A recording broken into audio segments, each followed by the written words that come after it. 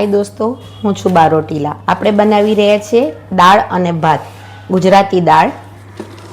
તો એના માટે આપણે 2 ચમચી હું તુવેરની દાળ લઈ રહી છું। 2 ચમચી એટલે 2 મુઠ્ઠી થવાની છે। એક મુઠ્ઠીમાં એક વ્યક્તિ ધરીને ખાઈ શકે છે। એની સાથે આપણે થોડીક ચપટી મેથી નાખીશું। મેથી 2 વખત ધોઈ લઈશું। जो तमारी दाळ चढ़ती ना हो तो थोड़ी वार पलाड़ी राखवी। मारी दाळ चढ़ी जाए छे फटाफट, एटले हूँ एने पलाड़ी राखती नथी।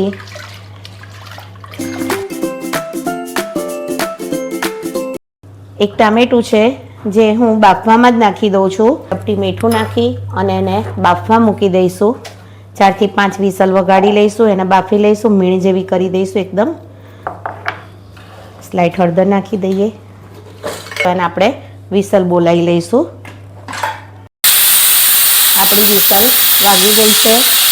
હવે આપણે ગેસની ફ્લેમ બંધ કરી દઈશું। આપણી દાળ એકદમ ચડી ગઈ છે, પણ હું ગ્રાઇન્ડર ફેરવીને જ દાળ વલોવી લઉં છું। તો આપણે એને તપેલીમાં કાઢી લઈશું અને ગ્રાઇન્ડ કરી લઈશું। આ સ્ટેજ ઉપર ટામેટાનો પલ્પ પણ અંદર થઈ જાય અને બધું મિક્સ થઈ જશે। दाळ पण सरस एक रस थई जशे। तो दाळनी थिकनेस आपणे जेटली जाडी राखवी होय ए प्रमाणे तमे करी शको छो अने तमारी क्वॉंटिटी होय ते प्रमाणे तमे पाणी एड करी शको छो। अने हूँ खटासमां केरी नाखवानी छुं, एटले केरी जेम उकळशे तेम दाळ जाडी थई जशे। तो आपणे गैसनी फ्लेम चालू करी दईशुं। दाळ उकळवा मूकी दईशुं अने आमां मैं एक नानो टुकड़ो आदूनो छीणीने नाख्यो छे। 5 થી 7 લીમડાના पत्ता नाख्या छे। 1 લીલું मरचું समारीने नाख्युं छे अने काची केरी समारीने नाखी छे। खटासमां मैं काची केरीनो उपयोग कर्यो छे। टामेटानो एटली बधी खटास आवती नथी। आ दाळ खाटी अने मीठी बंने होय तो ज सारी थाय छे अने दाळ जेम उकळशे तेम सारी थशे। दाळमां तमारी क्वॉंटिटी होय ते प्रमाणे गोळ नाखवानो छे। हूँ गोळ नाखी रही छुं आटलो, तमे जोई रह्या छो।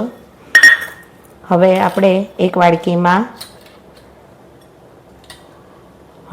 धाणा जीरुं पाउडर, अर्धी चमची हळदर अने तीखी तमे खाता होय ए प्रमाणे नाखवानुं छे अने थोडुं पाणी नाखी अने आपणे एने मिक्स करी दईशुं के जेथी ए अंदर जईने गठ्ठा ना थई जाए।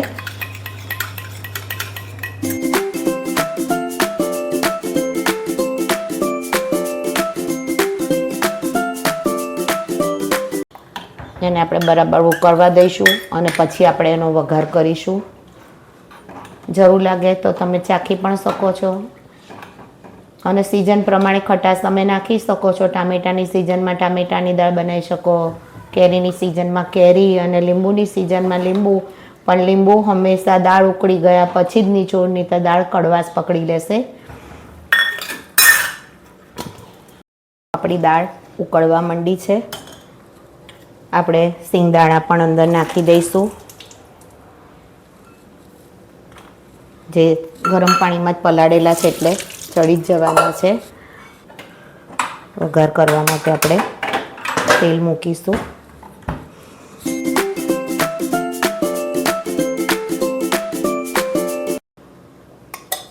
तेल गरम थाय એટલે આપણે અંદર રાઈ ને મેથી નાખીશું।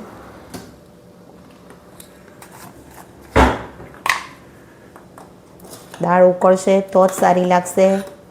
એમનેમ તમે મસાલો કરીને એક ઉભરામાં દાળ ઉકાળી લેશો, ઉતારી લેશો તો મજા આવશે નહીં। હંમેશા દાળ ઉકળશે તો જ એનો ટેસ્ટ આવશે।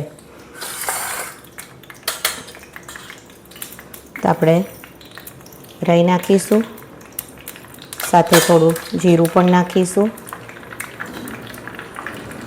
રાઈ મેથી ફૂટી જાય, રાઈને જીરું ફૂટી જાય એટલે આપણે હિંગ નાખીશું। હિંગ થોડીક સરખી નાખવાની વઘારમાં તો એનો ટેસ્ટ સારો આવશે। અને હું મેથી પાવડર રાખું છું તો અડધી ચમચી મેથી પાવડર એડ કરી અને વઘારમાં લાલ મરચું નાખીશું। એ હંમેશા નાખવાનું।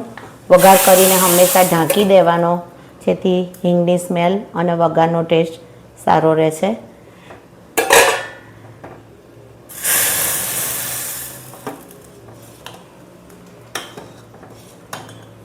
આપણા દાળમાં કોથમીર ધોયેલી છે જે નાખી લઈશું.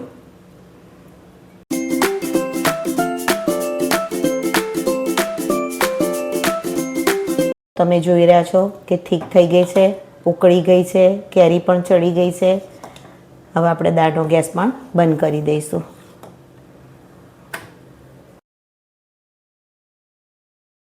દોસ્તો, ભાતની પણ તૈયારી કરી દઈએ. ભાત માટે આપણે આધણ મૂકી દીધું છે ગરમ પાણી થવા માટે.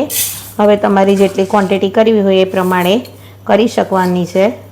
આમાં અમે 2 થી 3 જણા ભાત ખાઈ શકીશું.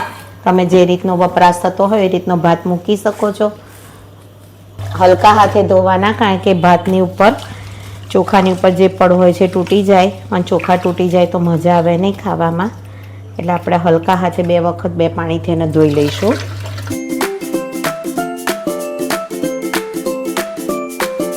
આપણે બીજી વખતનું પાણી અંદર પલાળી રાખીએ છીએ અને નિતારીને પછી આધણમાં ઓરી દઈશું.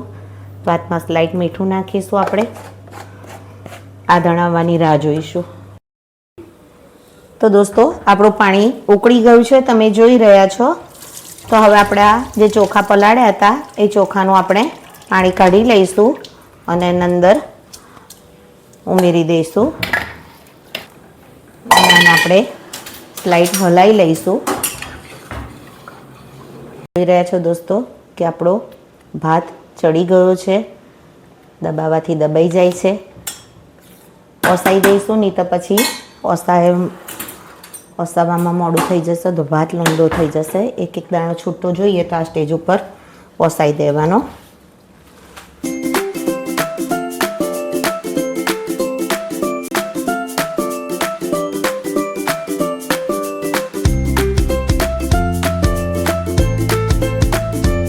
રાઈસને પણ તડકો લગાવી દઈએ, કારણ કે અમારા ઘરમાં બધા ભાત ઉપર ઘી માંગે છે.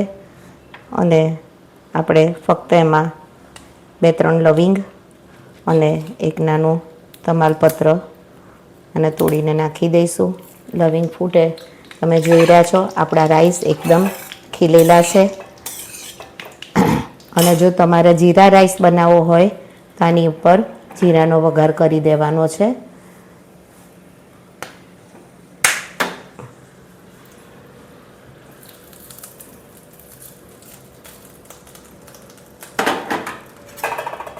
આની એક ફ્લેવર આવી જશે ઘીની અને લવિંગની.